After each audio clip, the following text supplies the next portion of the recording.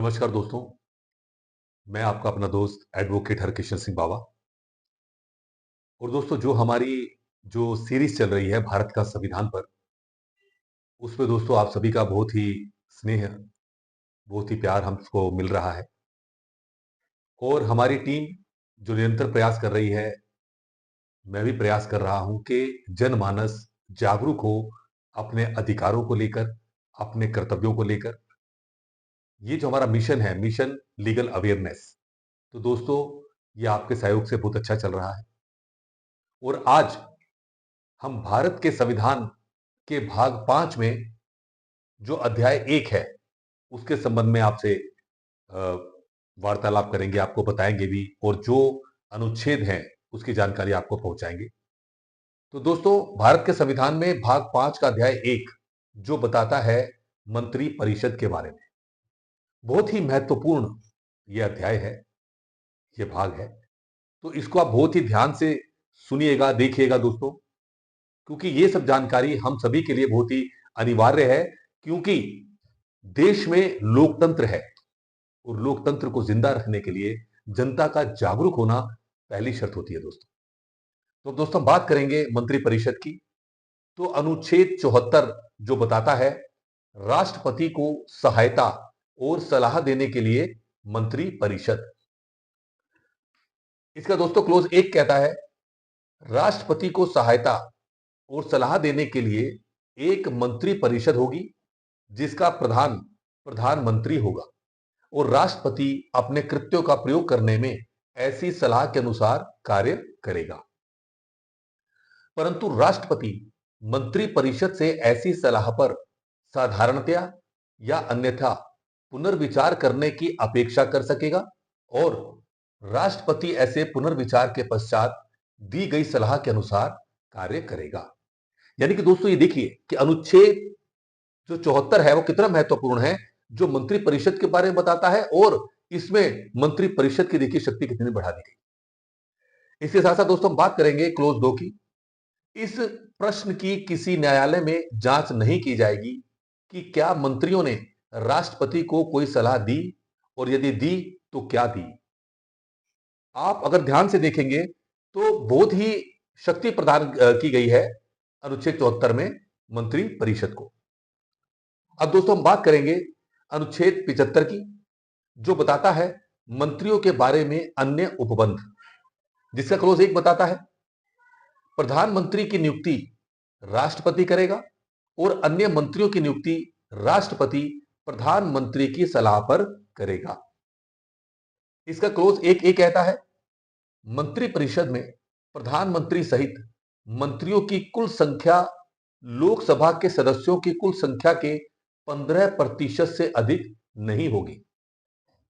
Close 1 भी बताता है किसी राजनीतिक दल का संसद के किसी सदन का कोई सदस्य जो 10वीं अनुसूची के पैरा 2 के अधीन उस सदन का सदस्य होने के लिए निर्हित है, अपनी निर्हता को तारीख से प्रारंभ होने वाली और उस तारीख तक जिसको ऐसे सदस्य के रूप में उसकी पदावधि समाप्त होगी, या जहां वह ऐसी अवधि की समाप्ति के पूर्व संसद के किसी सदन के लिए निर्वाचन लड़ता है, इस तारीख तक जिसको वह निर्वाचित घोषित किया जाता है, उनमें से जो भी पूर्वतर हो की अवधि के दौरान खंड 1 के अधीन मंत्री के रूप में नियुक्त किए जाने के लिए भी निर्हित होगा।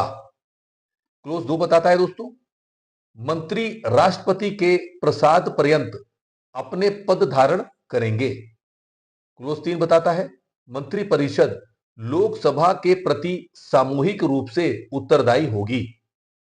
क्लोज 4 बताता है किसी मंत्री द्वारा अपना पद ग्रहण करने से पहले राष्ट्रपति तीसरी अनुसूची में इस प्रयोजन के लिए दिए गए प्रारूपों के अनुसार उसको पद की और गोपनीयता की शपथ दिलाएगा।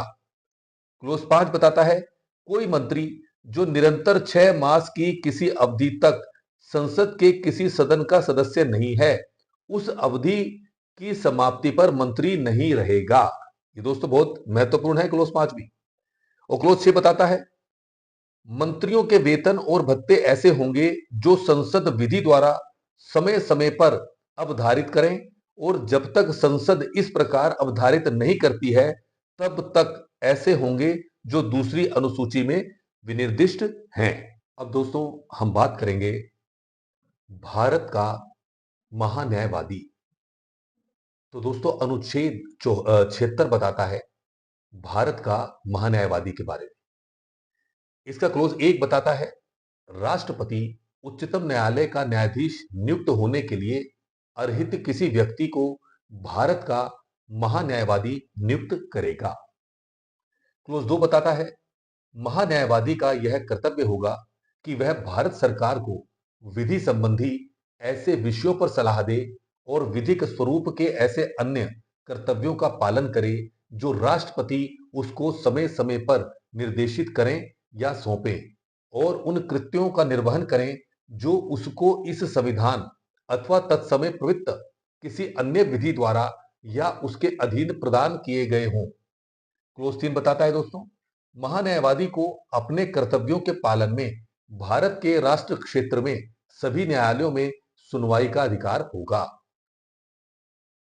क्लोज 4 बताता है दोस्तों महान्यायवादी राष्ट्रपति के प्रसाद पर्यंत पद धारण करेगा और ऐसा पारिश्रमिक प्राप्त करेगा जो राष्ट्रपति अवधारित करें।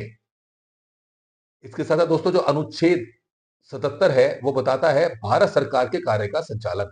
देखिए दोस्तों हर अनुच्छेद बहुत ही महत्वपूर्ण है, लेकिन कुछ अनुच्छेद ऐसे भी आते हैं जिसको जानना अति आवश्यक है हर नागरिक के लिए। उनमें दोस्तों अनुच्छेद जो 77 है इसको भी समझना बहुत जरूरी है क्योंकि संपूर्ण राष्ट्र सरकार के द्वारा चलाया जाता है। तो हमें सरकार का खास तौर से जो भारत सरकार है उसके बारे में हमें जानकारी होनी चाहिए, जो मुख्य तौर पर बताता है अनुच्छेद 77 भारत सरकार के कार्य का संचालन। इसका क्लोज 1 बताता है दोस्तों भारत सरकार की समस्त कार्यपालिका कार्रवाई राष्ट्रपति के नाम से की हुई कही जाएगी। क्लोज 2 बताता है राष्ट्रपति के नाम से किए गए और निष्पादित आदेशों और अन्य लिखतों को ऐसी रीति से अधिप्रमाणित किया जाएगा जो राष्ट्रपति द्वारा बनाए जाने वाले नियमों में विनिर्दिष्ट की जाए और इस प्रकार अधिप्रमाणित आदेश या लिखत की विधि मान्यता इस आधार पर प्रश्नगत नहीं की जाएगी कि वह राष्ट्रपति द्वारा किया गया या निष्पादित आदेश या लिखत नहीं है। दोस्तों क्लोज 3 बताता है राष्ट्रपति भारत सरकार का कार्य अधिक सुविधा पूर्वक किए जाने के लिए और मंत्रियों में उक्त कार्य के आवंटन के लिए नियम बनाएगा। और दोस्तों क्लोज 4 जो है उसका लोप कर दिया गया है। अब दोस्तों हम आपको बताएंगे अनुच्छेद 78 के बारे में, जो बताता है राष्ट्रपति को जानकारी देने आदि के संबंध में प्रधानमंत्री के कर्तव्य। प्रधानमंत्री का यह कर्तव्य होगा कि वह क्लोज ए संघ के कार्यपालक के प्रशासन संबंधी और विधान विषयक प्रस्थापनाओं संबंधी मंत्री परिषद के सभी विनिश्चय राष्ट्रपति को सूचित करे। क्लोज बी संघ के कार्यपालक के प्रशासन संबंधी और विधान विषयक प्रस्थापनाओं संबंधी जो जानकारी राष्ट्रपति मांगे वो दें। और क्लोज सी किसी विषय को जिस पर किसी मंत्री ने विनिश्चय कर दिया है किंतु मंत्री परिषद ने विचार नहीं किया है, राष्ट्रपति द्वारा अपेक्षा किए जाने पर परिषद के समक्ष विचार के लिए रखे। तो दोस्तों आज जो हमने आपसे चर्चा की है, जो आपको अनुच्छेद बताए हैं, भाग 5 अध्याय 1 के संबंध में है, जो बताते हैं दोस्तों मंत्री परिषद के विषय में।